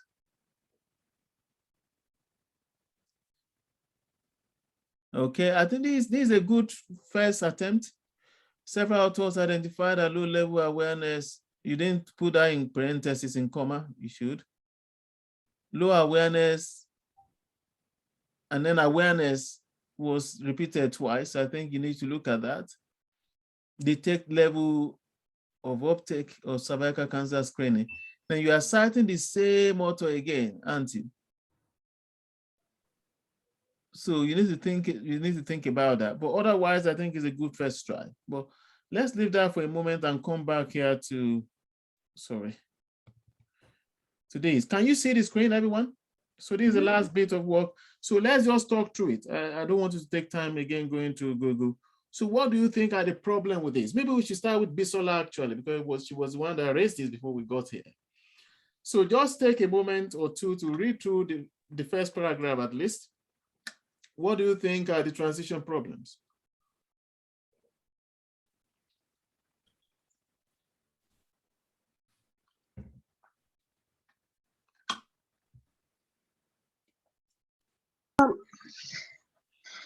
I think the first paragraph, I'll say that there. I feel that there are so many ideas. I could be wrong. There are so many what? Ideas. Oh, okay, but remember what we are talking about at the moment. Bisola is about transitions. Yeah. The thing about many ideas is what we were talking about in session 1, when we were talking about sentence and structure, for those of you who are there. Let's just stick with the issue of transition, which we've already explained. So, I mean, I'm not trying to put you on the spot, Bisola. Maybe somebody else can start off. So yes, I want to start up. Yeah, please. I want to make an attempt. Yes. Well, the first problem with this transition, because in recent years, especially in the last 2 decades, the concept of social enterprise has been gaining momentum and has come to the fore to address social needs in Nigeria. Babalola and Agbeyenga 2016. Yeah. I think however, is the problem, because in the recent years, I was thinking that it's not supposed to be an addictive transition here, because he has, in the first instance, in introducing in the recent years, I was thinking that firstly will have been the beginning of that statement. You mean the first sentence or the second sentence? The first sentence. There is no introduction here in terms of what you have taught us before now jumping to however. Yeah, okay. I think you are right. I mean, he does not need to use firstly in the opening sentence. In recent years, it's fine. But you are right in saying that the next sentence that says however doesn't work, does it? Because however is meant to be a kind of what do we call it? Adjective. Adebo. It's a bit adversative, isn't it? Yes. Yeah. Yeah, but there's no contrast with what he's trying to tell us. Do you see? Yes. So I think Mrs. Owolabi is right in that sense that however is not suitable there, because and however is one of those transition words that are abused and overused and wrongly used, because there's no however here. So you are telling us that so concept of social enterprise has been gaining momentum, but the next sentence is telling us about entrepreneurs being entwined in their context. So how is that a contrasting information? It is not a contrasting information, right? So what kind of link should that be? It's not adversative. So what kind of link do you think should be? You open that second sentence. If it's me, I will say furthermore. Yes. Okay. So that's good. What kind of transition is that?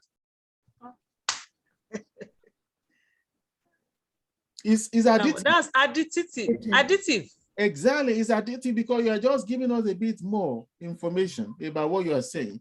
Okay. So okay. Social enterprise has been gaining momentum as an idea. And okay, furthermore, yes, social entrepreneurs are widely entwined in their content, because you are telling us about social entrepreneurs, all right, or social enterprise. So that will be more suitable.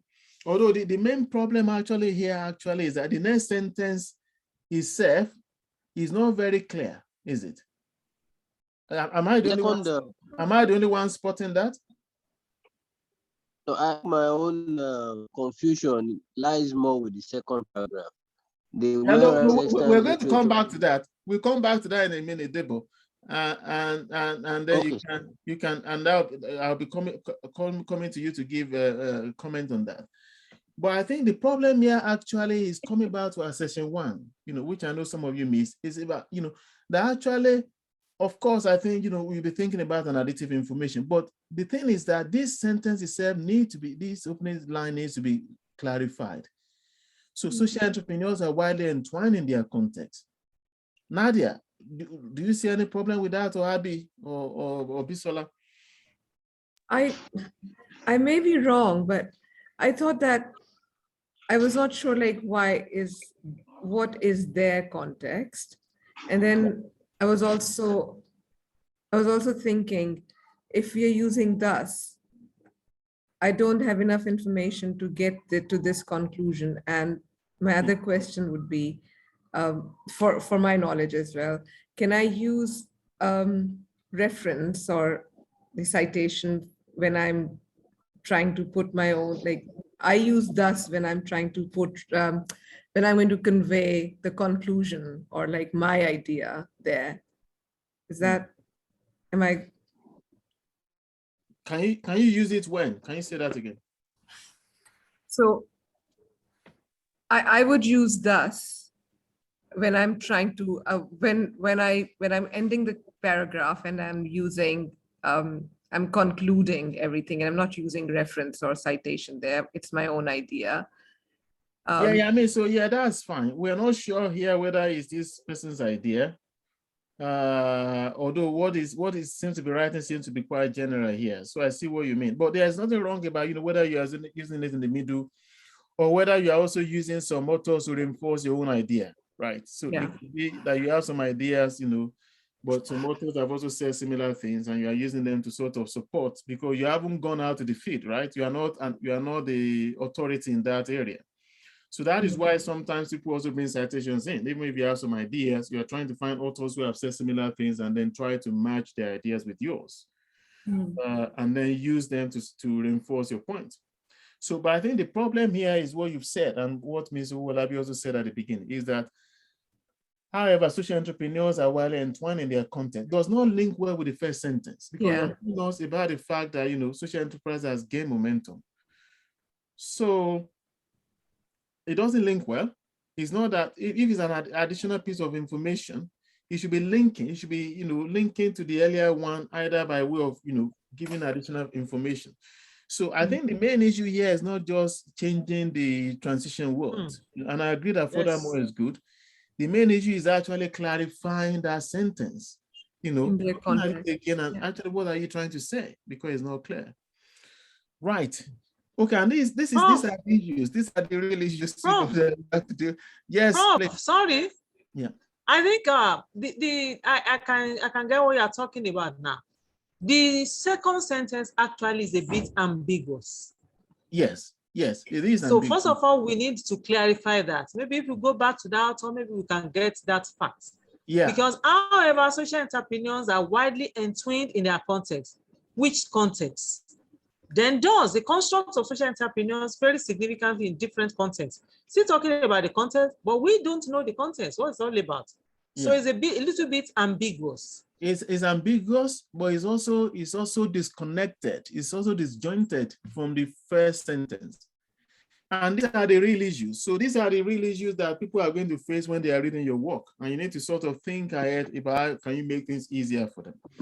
Okay, Deborah has a comment on the second paragraph, but I think Bisola has a question. Is it on the first paragraph? It's on the first paragraph. I wouldn't say it's a question, but I was just, initially I said, we have so many things in the paragraph. I was just thinking that if the second statement had been introduced in another paragraph, I don't know, without the however though, maybe it would have made more sense. Yes. I think they're just trying to say that, okay, social enterprise is a concept that has been used and that there's a form of fragmentation in terms of like a confusion. We don't know what exactly it is in this context. It could be in, I'm thinking of so many things now, but it could be social entrepreneurs. I think that's another problem. Should it be social enterprise or social entrepreneurs? No, I mean, that's actually okay because social entrepreneurs run social enterprise, right? Okay. So it's talking now about individual. Okay, individuals. When you say individuals are widely entwined, okay? That's fine. So people can be entwined in their context. That's connected. Okay. Are you saying connected? Do you think they're entwined? What he's saying is that you cannot separate individuals from the context in which they are operating. Yeah, like they are closely connected. Yeah, so that's why it's using the word entwined. Yeah. Again, that's why you have to be careful about using big words, although these are really big words. Yeah. Think about your readers. But I think the main problem is what you said, what Mr. Owolabi also said at the beginning, is that you're right, this can work well in a new paragraph. Well, of course, it shouldn't be starting with however. But, in this paragraph, it's just not working because there's something missing there that is connecting the first sentence with the other.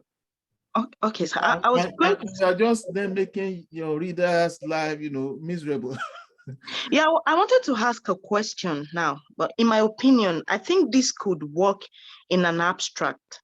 We understand it's not an abstract because it has citations and all that, but I've seen abstracts that do this a lot. No, Okay, it can work in an abstract, but how can this work? What I mean, the thing Without is the that in abstract, okay, let me go back. Let me go back, Charlie. I don't think it can work. I've taken a bit more time today, but that's okay. Let's go back to what I sent to you before, because it's an abstract. So this is actually an abstract of an article published in a 3-star journal, I co-authored with 2 other colleagues last year. Do it yourself. Look at this. So do it yourself. Take-ups are challenging the dominance of all that. So that's the opening line. Adopting the theory of the new production of knowledge, we explore how these, can you see? So this, what does that mean? Take-ups. So we are going back to what we started with. So how this ops transdisciplinary, whatever, blah, blah, blah, blah, blah, enables them to do this. Okay, and then we draw on 5 case studies of take-ups. Again, what you have at the beginning. So you can see across these various sentences, there are linkages, there are unbroken linkages across. So for an abstract to work, for this to work as an abstract, you still need to make a connection between the first and second sentence. Do you understand that, Bisola? Yes, I do. That means there are a number of, I would say that there are several papers that should not be followed ideally. Say that again. I mean, there are papers that make these mistakes as well. No, so one should be careful. I think you have to be careful, but you need to look at those papers again. So the main point is that we are not seeing the connection. Even it can be contrasting. I think we've talked about that. It doesn't have to be additive. It can be adversative. Okay. It can be what again did we say? It can be causal, right? It can be sequential. But we need to see the linkages. Even if we are showing, you know, okay, sorry. Even if you are showing, you know, contrast with the first sentence or the previous sentence, that means they're linked together in a contrasting way. But here we're just not seeing that clearly. I mean, it can still work, but that sentence needs to be reworded. Okay, and one way could be to say that okay, the concept has gained momentum, you know, to address social needs. However, the way that these, you know, social enterprises are operationalized depends on the context in which they are operating. Okay, that then can work. Because you're talking about the fact that they gain momentum. Now you're talking about, you know, the way they operate, you know, depend on the context. So suddenly we can make sense of it. So, and then however can then work there. But here it is not working because it just says, however, social entrepreneurs are widely entwined in their context. It's different from saying, however, the operationalization of these social enterprises depend significantly on the context in which they operate. So it just, you know, give you a different kind of meaning there, you know. So it's not, the problem is not with the however, it's the fact that that sentence is not clear.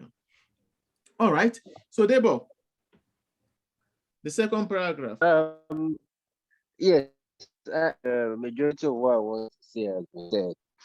I just wanted to say, make an attempt to even try to rearrange if it would flow better. Because at first glance, it's difficult to understand the so the second sentence where it started with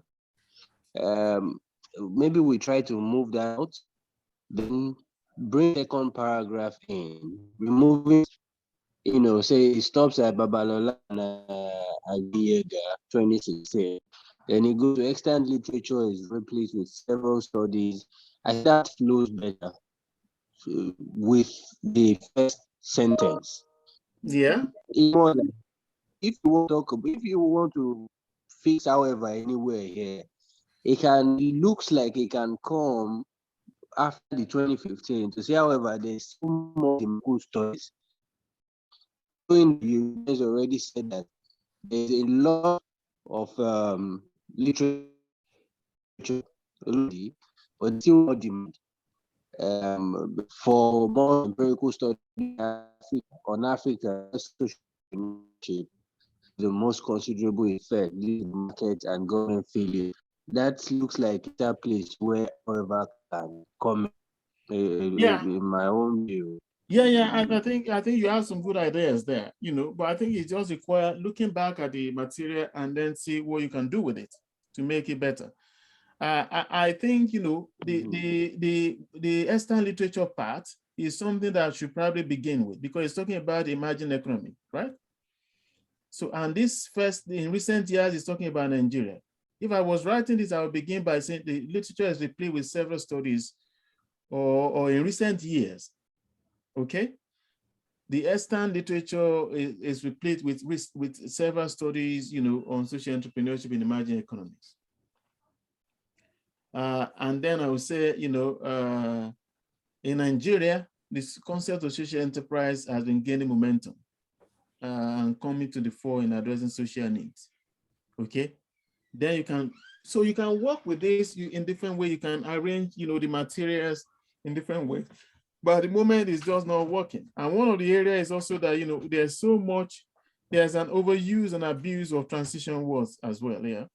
You have however here, you have thus here, you have whereas, and they are just not working well together.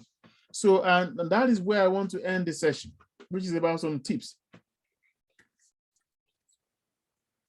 Okay. So the first thing is that, no, Demi, don't disturb me now. That's my daughter. So the first thing is because she's had COVID. You see, she's had COVID, so she can't go to school. Okay, she's okay. Right. So the first thing is that don't spend too much time trying to find the perfect transitions, okay, while writing your draft. Okay. Don't worry about that while you are writing. Be mindful of all these, definitions and tips so that at least your draft is good, but it doesn't have to be perfect. So you can revise your draft at the end. Now, when you are revising your draft, pay attention to overused transition words and phrases, okay? Because they just make your work less readable. All right? So, for example, overuse of transition can be in the way some words are used repetitively. So don't use, for example, if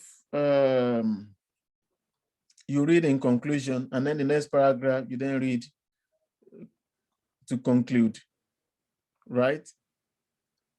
That is, repetitive, okay?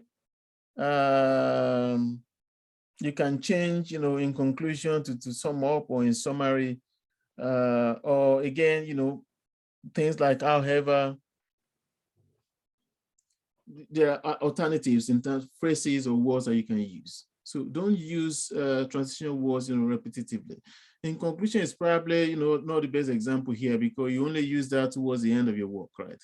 But words like however, like furthermore, can be words that are used repetitively. All right. So another one is don't use transition, excessively. So this is about whether they are different. So the first point, repetition, is about when you're using the same words again and again. But the second point about, excessive use of transition is when you are using even different words, but there are too many transitions. Is also not good enough. So let's take this example of excessive use of transitions. All right.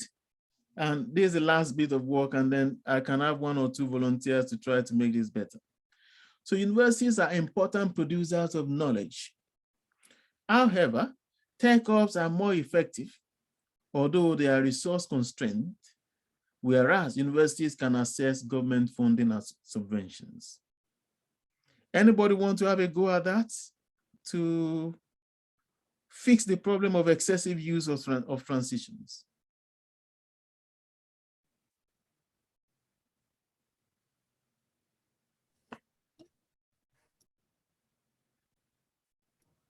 Can I? Yes, have a Can go. I Nadia. suggest something? Yeah. I will suggest, if I was writing it, I will combine the first sentence: universities are important producers of knowledge and have access to government funding and subventions, and then say the next sentence. Mm-hmm. Yeah, I think that yes, that's one way of working at it. You know, you can say universities are important producers of knowledge and they can access government funding and subventions. However, tech hubs are more effective in spite of their resource constraints. Yeah. That's good because you've then gotten rid of, you know, although and whereas. Yeah. So those are excess baggage and they just make the work less readable. Or you can say tech hubs are more effective producers of knowledge compared with universities in spite of their resource constraint. That works as well. Yeah. Okay.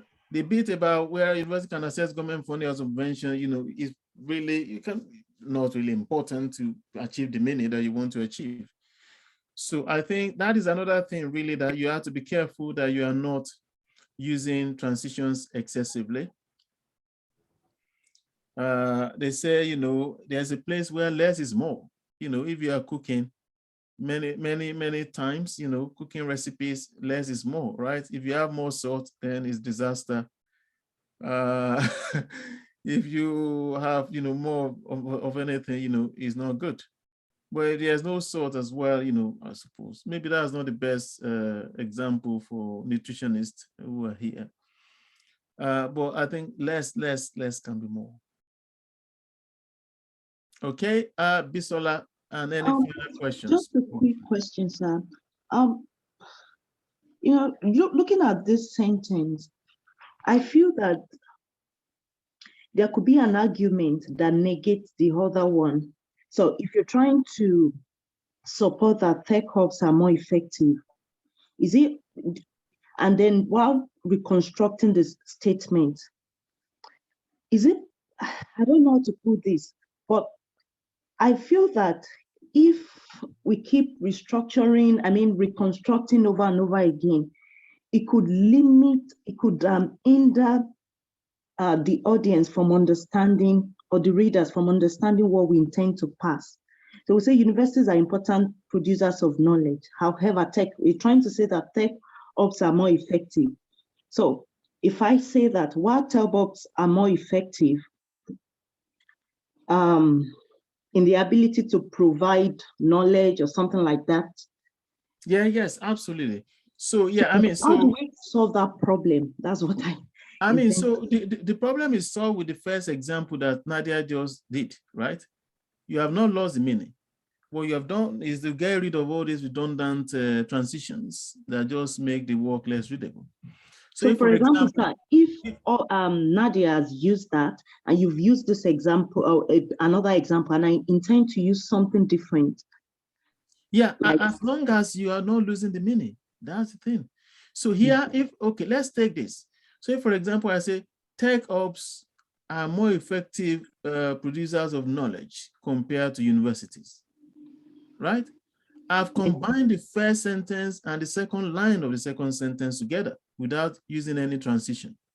So what I've done there is I've got rid of the need for however. So I can then use a transition subsequently in the next sentence, but I've gotten rid of one because if it's too much, then, you know, it doesn't work. That's the point of this, Bisola, that you need your transitions, but don't overuse them. Okay. Thank you, sir. Okay. All right. Everyone, is there any one final question before we close today's session?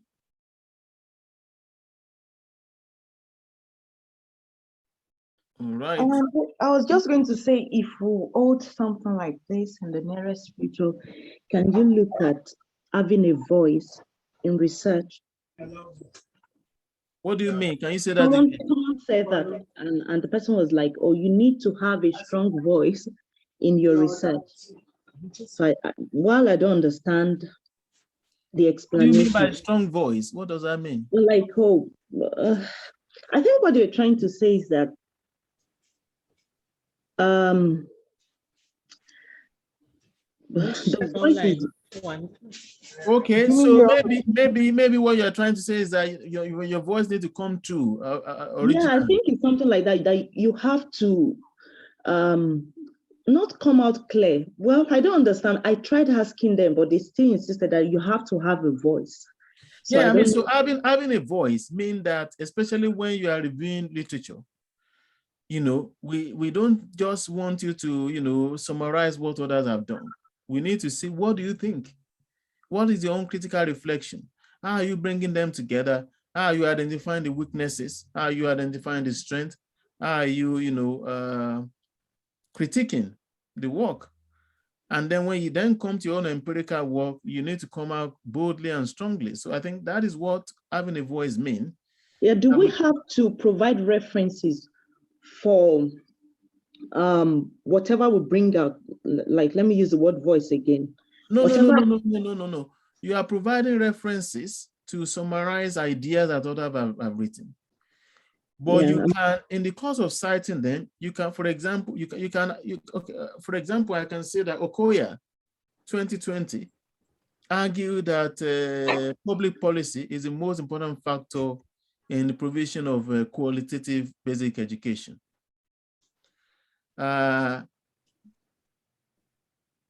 This perspective overlooks the importance of community-based, approach.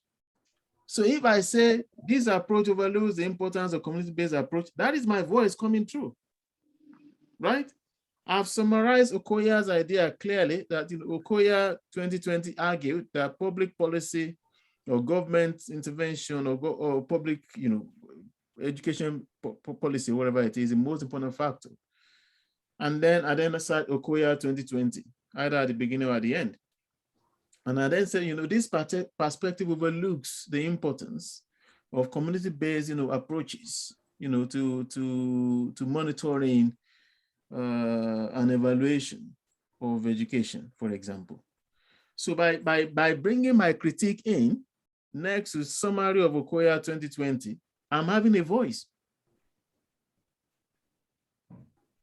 Or I could say, but Nadia 2018 suggested that human rights approach is more important. And then I can then come there that, that both perspective, underlines,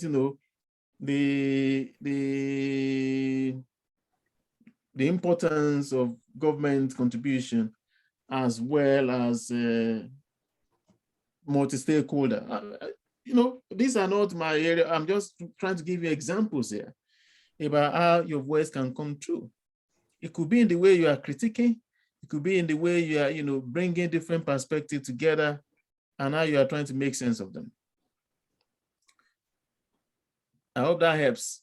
Nadia. Yes, sir, that definitely comes after reviewing articles, right? I don't know what you mean, Bisola. I mean, when you're trying to write,